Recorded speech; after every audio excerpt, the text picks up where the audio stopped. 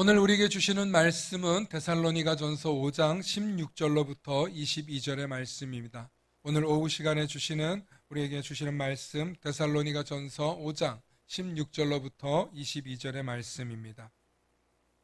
제가 봉독해 올립니다. 항상 기뻐하라, 쉬지 말고 기도하라, 범사에 감사하라. 이것이 그리스도 예수 안에서 너희를 향하신 하나님의 뜻이니라. 성령을 소멸하지 말며 예언을 멸시하지 말고 범사에 헤아려 좋은 것을 취하고 악은 어떤 모양이라도 버리라. 아멘. 오늘 말씀의 제목을 우리 함께 선포해 주시기 바랍니다. 교회는 하나님께 감사함을 배우고 훈련하는 감사학교입니다. 시작. 교회는 하나님께 감사함을 배우고 훈련하는 감사학교입니다. 아멘. 우리는 언제 감사할까요? 오전에 말씀을 들으면 좀 더듬어 보면서 기억해 볼 수 있어요. 언제 감사할까요, 우리가? 여러분 최근에 감사 언제 해보셨어요? 교회 오는 거 말고 내 일상생활 속에서 감사하신 거 있으시면 한번 떠올려 보세요. 언제 감사했지? 마누라가 날 용서해 줄 때? 내가 뭐 잘못했는데 눈 감아 줄 때? 뭐 아니면은 우리 아들이 뜬금없이 전화 잘 안 하고 연락 안 하는데 나한테 전화해가지고 뭔가 이렇게 어머니 하면서 다정하게 대해줄 때? 뭔가 여러분들의 삶 속에서 어떤 감사한 일들이 분명히 있으셨을 텐데 감사하다 라고 생각해 보신 적이 언제였나요? 너무 감사하다.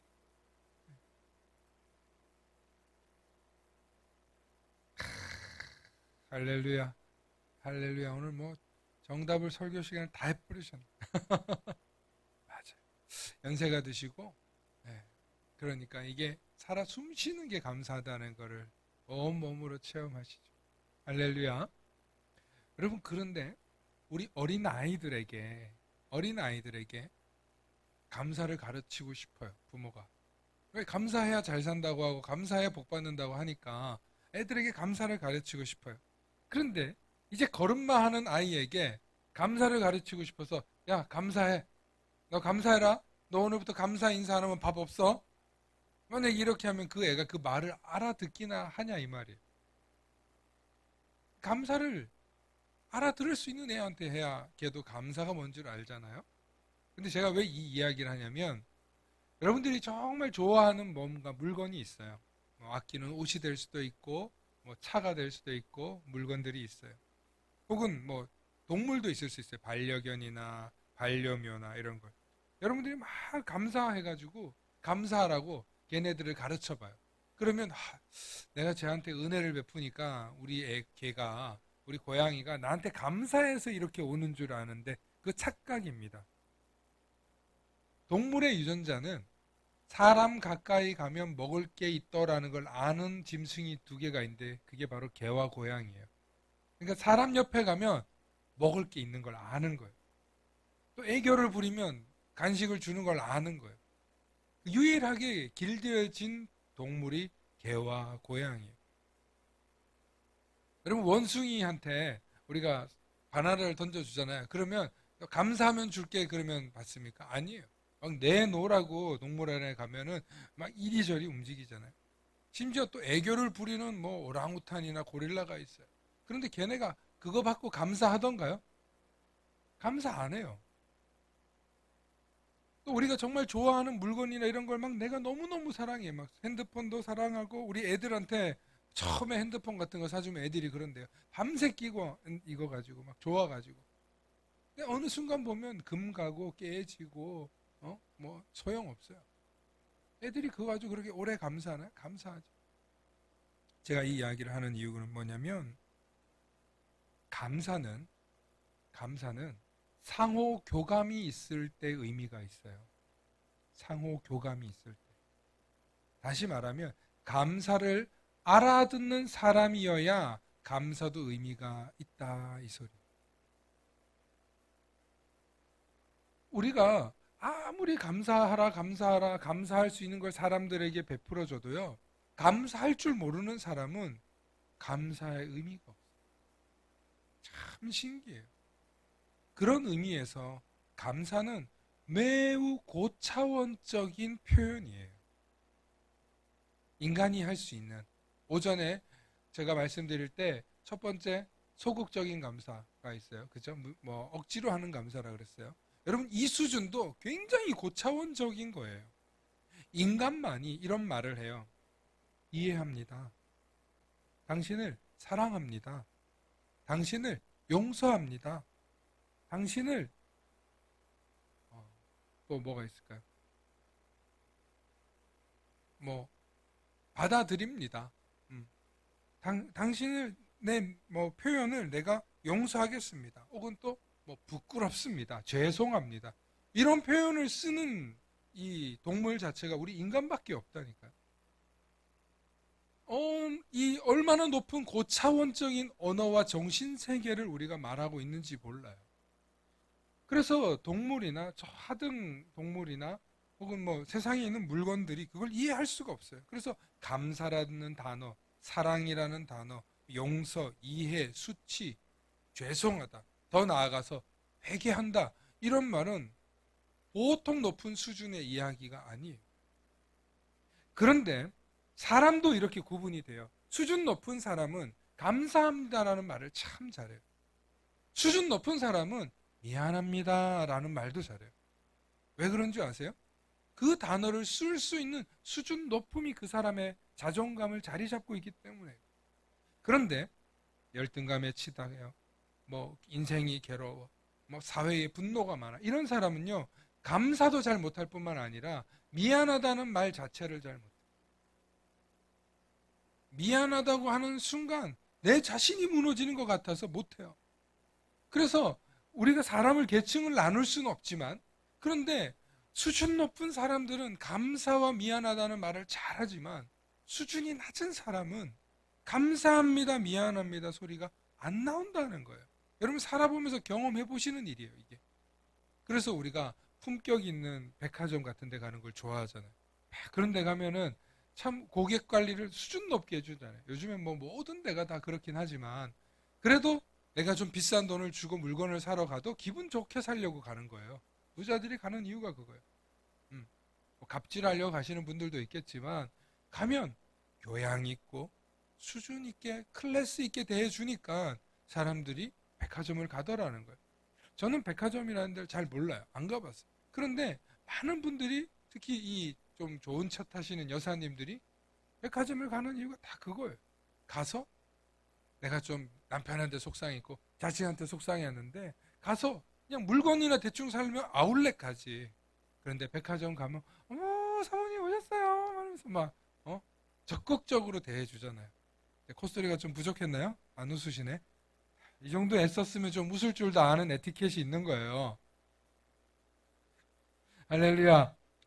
여러분 감사한다는 거, 고맙다는 거, 미안하다는 거, 이 모든 차원이 수준 높아야만 할 수 있어요.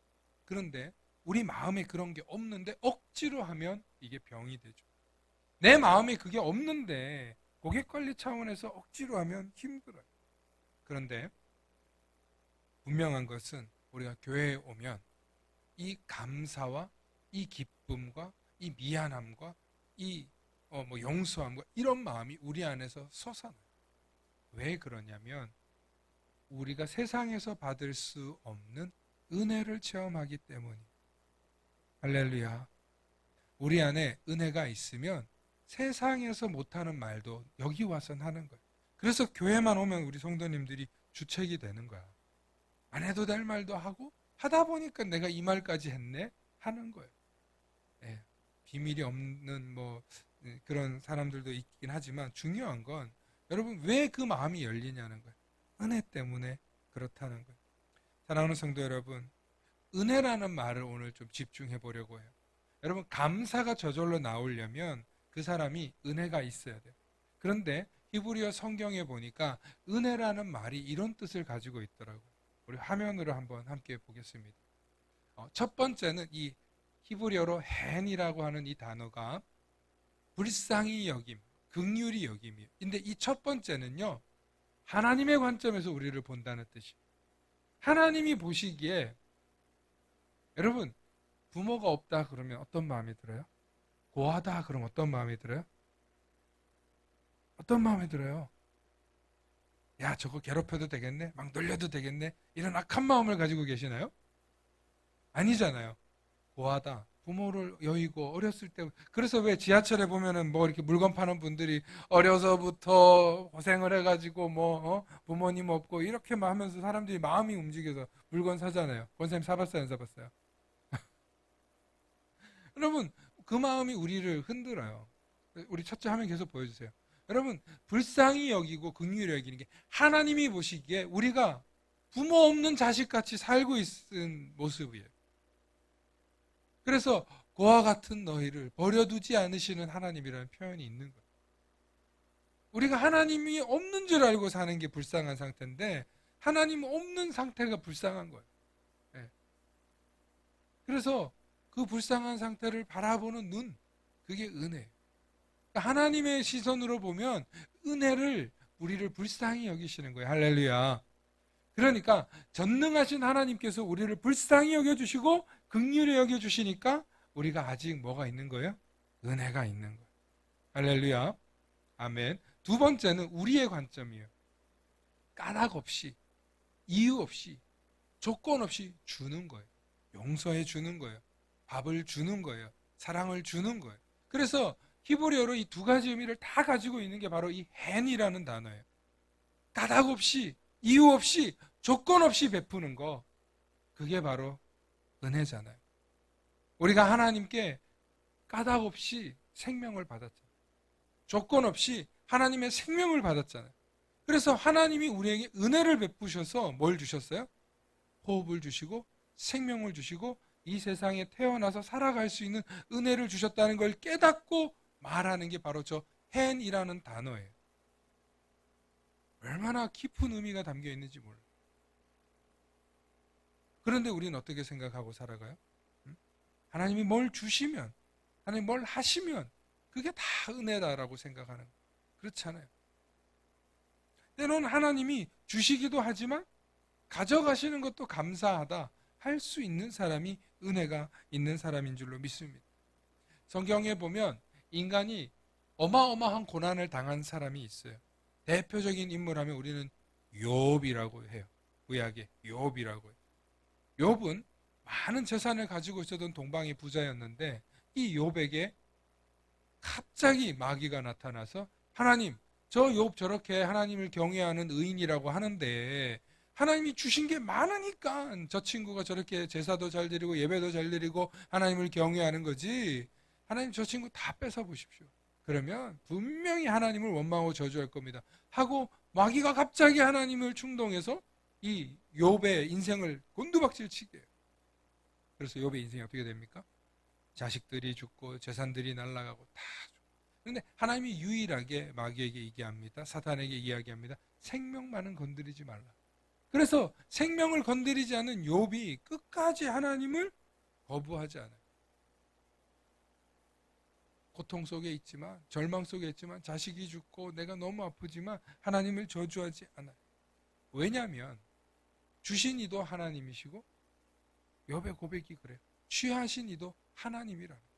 할렐루야.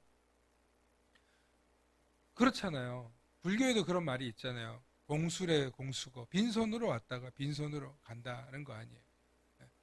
그런데 이 세상을 사는 저와 여러분들이 잘 생각해야 돼요. 정말 우리는 빈손으로 왔다가 빈손으로 가는 게 아니에요.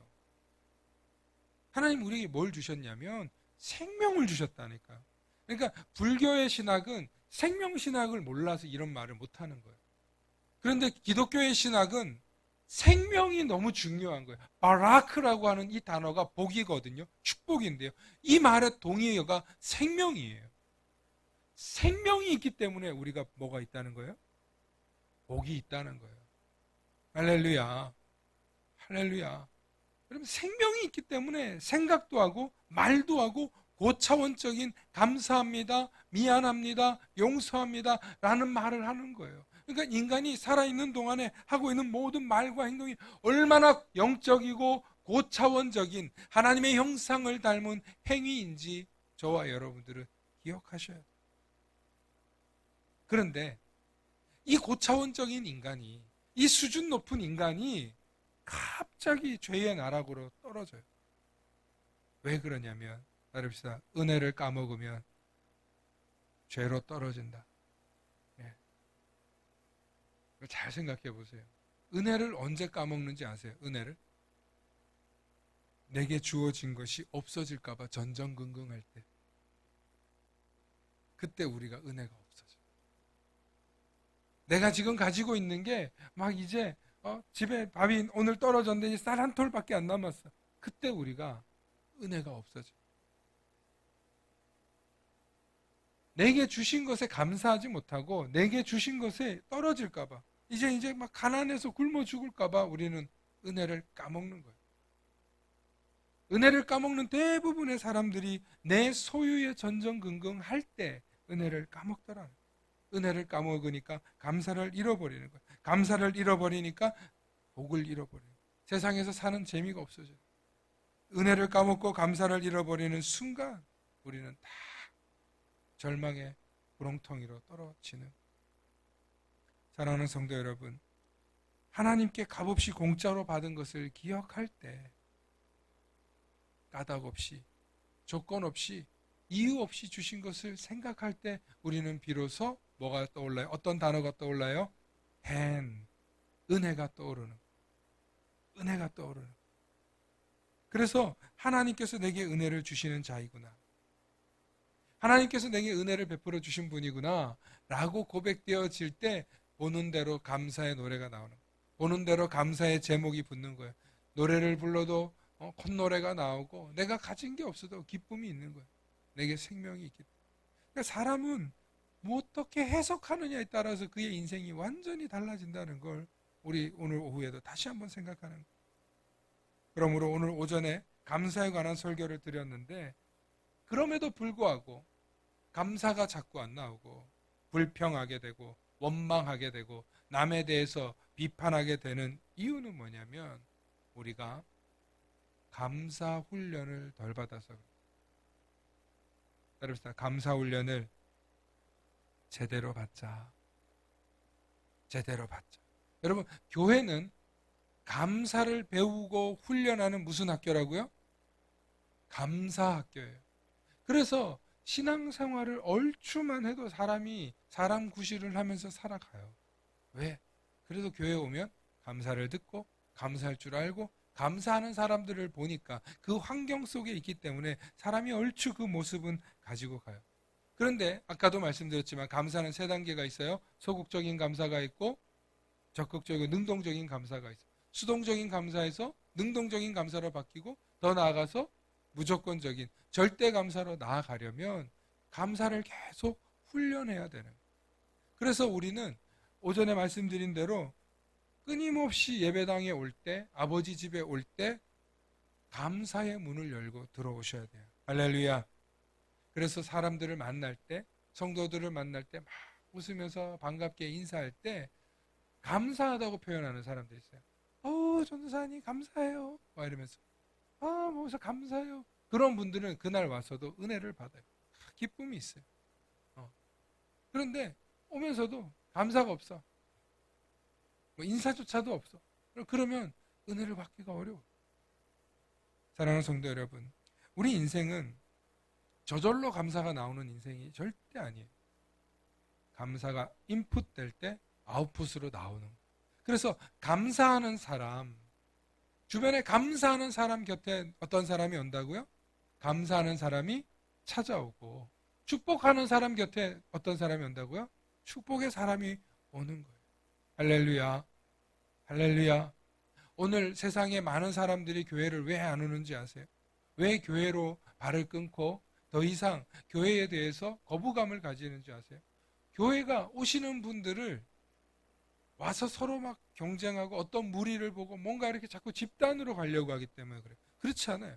교회에 오면 서로 웰컴하고 축복하고 감사하면 돼요. 서로 서열을 나누고 뭐 레벨을 나누고 끼리끼리 만들고, 여러분 그렇게 어느 순간 되다 보니까 교회 성장주의로만 가다 보니까 사람들이 교회 가봤더니 기쁘지가 않아. 갔더니 불편한 거야. 뭐 어떤 자꾸 이런 마음들이 생기는 거야. 왜 그러냐면 성도들이 성도들 간에 서로 감사하지 않고 성도들 간에 성도들이 축복하지 않기 때문에 그런 거예요. 성도를 세상처럼 대상으로 보는 거예요. 성도들을 뭔가 어떤 목적을 가지고 보는 거예요. 그렇지 않아요. 교회는 어떤 사람들이 와야 돼요? 은혜가 필요한 사람들이 오는 거예요. 하나님의 은혜가 필요해서 오는 거예요. 내 어려움, 내 기도, 내 간절한 문제들 때문에 오는 거예요. 그런데 그 문제가 해결되어서도 끊임없이 우리가 성장하는 사람이 되려면 어떤 사람이 되어야 되냐? 계속 감사가 공급되어야 돼요. 그래서 교회는 오시는 모든 성도님들이 감사할 수 있도록 가르쳐야 되고, 그리고 감사하는 것을 실천해보고, 그 감사한 것 때문에 인생이 행복해지는 감사의 행복 회로를 계속 돌아가게 해 주어야 한다는 것입니다. 여러분 언제, 오전에 잠깐 말씀드렸지만, 아까 전에도 말씀드렸지만, 감사가 언제 나온다고요? 뭔가 받을 때 나온다고요? 아니에요. 은혜를 받을 때 나와요. 은혜를 받을 때. 은혜는 또 하나의 의미가 있어요. 뭐냐면 사실은 예수 그리스도의 은혜는 우리가 갚을 수 없는 은혜예요. 예수님은 우리를 위해서 어떻게 하셨어요? 죽으셨죠. 예수님은 우리를 위해서 물과 피를 쏟으시고 죽으셨죠. 그렇기 때문에 예수님의 은혜는 갚을 길이 없어요. 그래서 옛날부터 은혜는 뭘로 갚고? 은혜는 뭘로 갚는다 그랬어요? 네? 은혜는 은혜로 갚는다 그랬어요. 그래서 내가 어떤 은혜를 받잖아요. 그러면 누군가에 나도 그 은혜를 베풀어야 돼요. 여러분들의 삶 가운데 은혜를 받았는데 은혜를 베푸는 길이 뭐가 있어요? 교회에서 내가 정말 예수 그리스도의 한없는 은혜를 받았어. 난 너무너무 은혜가 돼. 그러면요, 저절로 우리가 뭘 하게 되냐? 이 은혜를 갚고 싶은 마음이 생기면 은혜를 전하는 거예요. 그래서 사랑하는 성도 여러분, 우리 성도님들이 특히 참 조심해야 되는데, 교회 다니시는 분들끼리 은혜를 받으면, 교회 다니는 사람들끼리 은혜를 주고 받으면 그 은혜가 새끼를 못 쳐요. 그런데 교회 다니는 사람이 은혜를 받잖아요. 받은 이 은혜를 주님을 모르는 사람들한테 전하잖아요. 그러면 그런 데가 있어? 그렇게 은혜를 주는 데가 있어? 하고 사람들이 은혜를 받아요. 그게 바로 뭐예요? 복음이. 그게 바로 복음이. 내가 은혜를 받으면 내가 받은 이 은혜를 누군가에게 나눠줄 때, 누군가에게 전할 때 그 은혜가 새끼를 치고 그 은혜가 우리에게 기쁨으로 찾아온다는 거예요. 여러분들 삶 속에서 한번 해보세요. 교회 가야 뭐 해야 된다, 교회 가야 뭐 해야 된다, 조건을 말하지 마시고 내가 교회를 갔더니 너무 은혜가 있어. 세상 사람들도 은혜라는 말을 알아요. 내가 교회를 갔더니 하나님이 너무 귀하게 은혜를 주셔. 그 은혜 때문에 내가 위로를 얻잖아. 내가 용기를 얻잖아. 내가 정말 죽고 싶었는데, 내가 정말 이혼하고 싶었는데, 내가 정말 접신물에 코 박고 죽으려고 했는데 말씀을 들으니까 은혜가 생겨. 정말 그 교회에 갔더니만 은혜가 생겨. 은혜가 있으면 사는 거예요. 그러므로 예배 시간마다 우리가 은혜를 받았잖아요. 그러면 은혜를 가지고 잘 먹었다 이러고 끝나면 안 돼요. 은혜를 나눠. 은혜를 나누시면 여러분들의 삶 가운데 은혜가 복이 되어 돌아오시는 줄을 믿으시길 축원합니다. 마지막으로 우리가 감사의 밥그릇을 채워야 돼요. 오늘 저는 여러분들 이 말씀을 전하려고 오늘 여기까지 길게 말했는데, 여러분 감사의 밥그릇을 채운다는 게 무슨 말이냐? 여러분 우리가 밥 먹으려면 여기다 뭘 이렇게 그릇에다가 뭘 담아요? 음식을 담잖아요, 그죠? 네. 우리에게도 감사의 밥그릇이 있어요. 우리 마음이 그래요. 우리 마음 속에 감사의 밥그릇을 담아야 돼요. 그럼 우리가 고차원적인 사람이에요, 원래? 아니에요. 세상에서 그냥 두면 고차원적인 말을 안 해요. 감사합니다, 용서합니다, 회개합니다 이런 말 안 해요.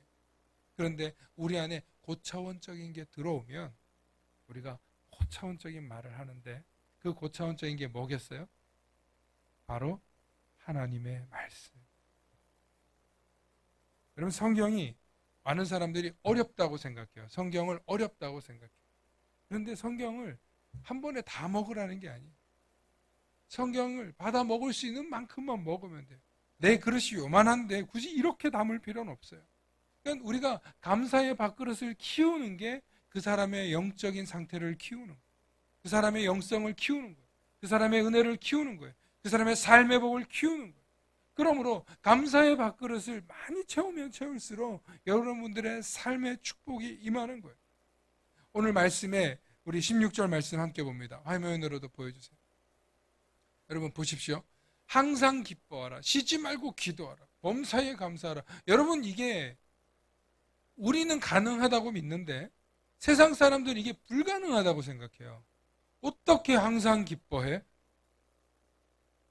어떻게 쉬지 않고 기도해? 일도 해야 되고, 정말 내 저 원숙 같은 게 날 이렇게 속삭이는데, 어떻게 항상 기뻐할 수 있냐고. 우리 애가 저렇게 나 스트레스 주는데, 어떻게 항상 기뻐하냐고. 어떻게 범사에 감사하냐고. 감사할 게 없는데, 맨날 주식은 떨어지고, 뭐 투자한 거는 망하고, 정말 맨날 빚지고 어려운데 내가 어떻게 감사하냐고.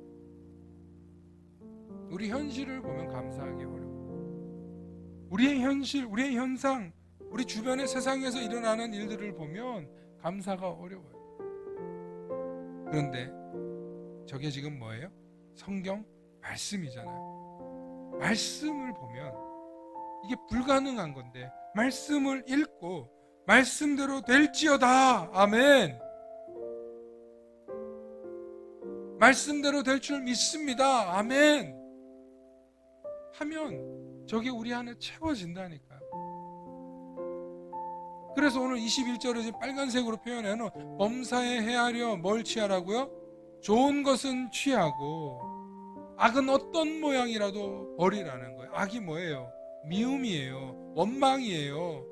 불평이에요. 이거 다 뭐예요? 지옥 가는 거잖아요. 미움과 원망과 불평 전부 다 지옥 세계를 만드는 것들은 뭐 하라는 거예요?